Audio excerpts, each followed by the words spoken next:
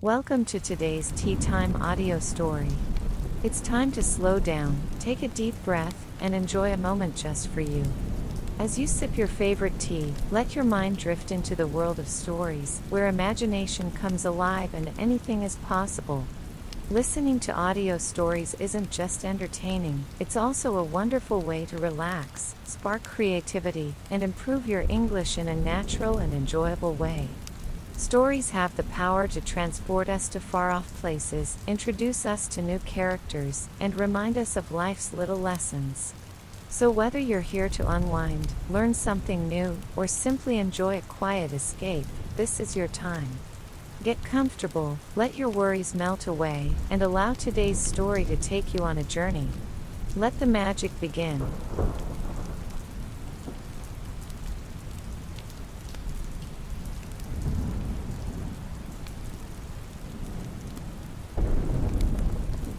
The night of the winter formal had been perfect, almost like a dream.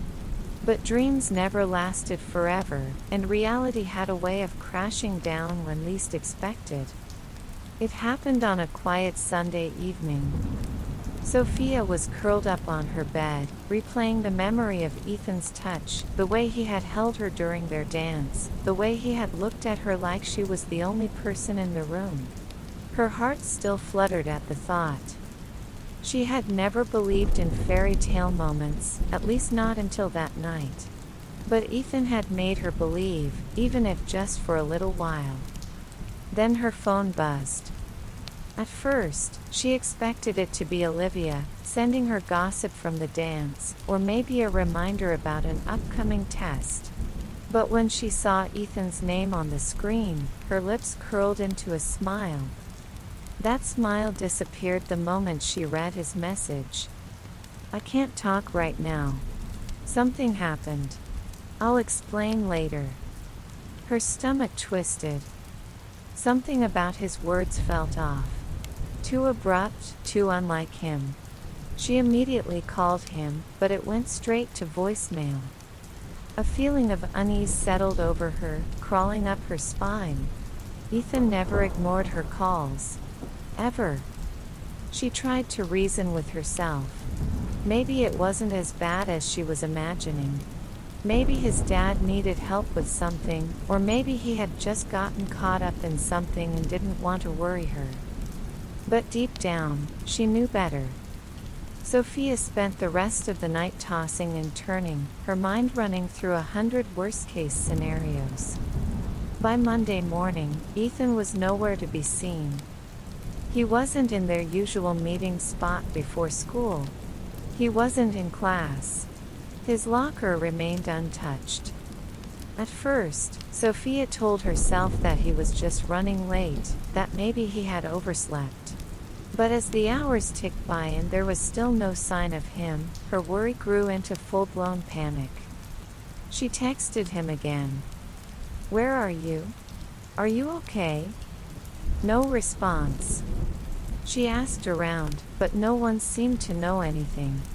Even Mr. Thompson, their homeroom teacher, seemed confused when she asked about Ethan's absence. By lunchtime, worry had taken full control of her. She found Olivia standing by the cafeteria entrance, her arms crossed as she chatted with some girls from the debate team. Sophia hesitated for only a second before walking up to her. Olivia raised a brow as she approached. "Looking for Ethan." Sophia ignored the sharp edge in her voice and nodded. Olivia smirked slightly, tilting her head.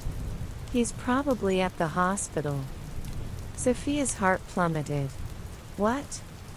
Olivia shrugged, clearly enjoying holding on to information. "You didn't know? His grandmother got sick. Pretty serious, from what I heard." Sophia didn't waste another second. She turned and ran. The hospital smelled like antiseptic and something too clean to be comforting. Sophia's heart pounded as she made her way through the halls, searching. She didn't even know where she was going, just that she needed to find him. She stopped at the front desk, barely able to keep her voice steady. Ethan Walker. His grandmother, Margaret Walker. Which room is she in? The receptionist glanced at her, frowning. Are you family? Sophia hesitated, then nodded. Yes. The receptionist gave her a doubtful look but eventually pointed her in the right direction. Her hands felt cold as she walked down the hallway. And then she saw him. Ethan was sitting outside a hospital room, his elbows on his knees, his head bowed. He looked nothing like the boy who had twirled her under fairy lights just nights ago. His hoodie was wrinkled, his hair disheveled, and his glasses sat slightly askew. He looked exhausted. Broken. Sophia hesitated for only a moment before stepping forward. Ethan. He lifted his head, his eyes dull and red-rimmed. For a second, he looked like he wanted to say something. But then he just shook his head, looking away. She sat beside him, their shoulders barely touching. What happened? She asked softly. He exhaled a shaky breath. It's my grandma. He swallowed hard. She collapsed last night. They said it's her heart. She needs surgery. Sophia covered her mouth in shock. Oh my God. Ethan, I'm so sorry. He let out a bitter laugh, rubbing his hands over his face. It's just me and my dad trying to handle everything. And he's barely holding it together. His voice cracked. I don't know how to do this, soft. Sophia could see it now, the exhaustion, the weight he was carrying. Ethan, this isn't your fault. He clenched his fists. I keep thinking, what if I had noticed something sooner? What if we had gotten her checked out earlier? His jaw tightened. Maybe we could have prevented this. Sophia reached out, placing her hand over his. You can't think like that. He didn't move at first.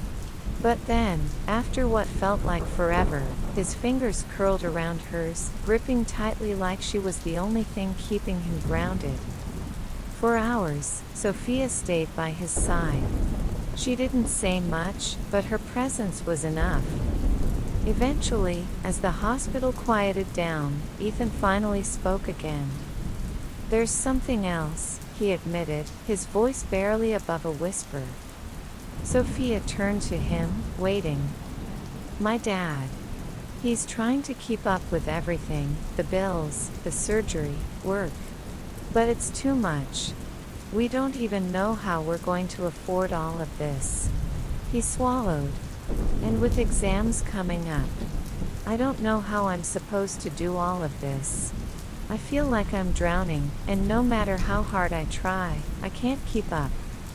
Sophia's heart ached for him. She had known something was wrong, but she hadn't realized just how much he had been carrying. You're not alone in this, she said softly. You don't have to do this by yourself. Ethan let out a shaky breath, looking down at their intertwined hands. But what if I can't handle it? What if I mess everything up? She squeezed his hand tighter. Then I'll be here to catch you. And for the first time in what felt like forever, Ethan let himself lean on someone else. Sophia wasn't just his friend. She was his anchor. And he needed her now more than ever.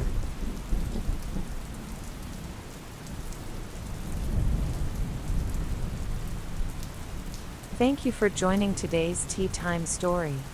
We hope you enjoyed this journey into the world of imagination and storytelling.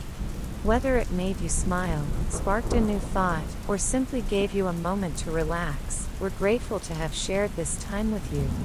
Thank you for listening and being part of our story time. Keep dreaming, keep imagining, and we'll see you again for another magical tale soon. Until next time, take care and happy listening.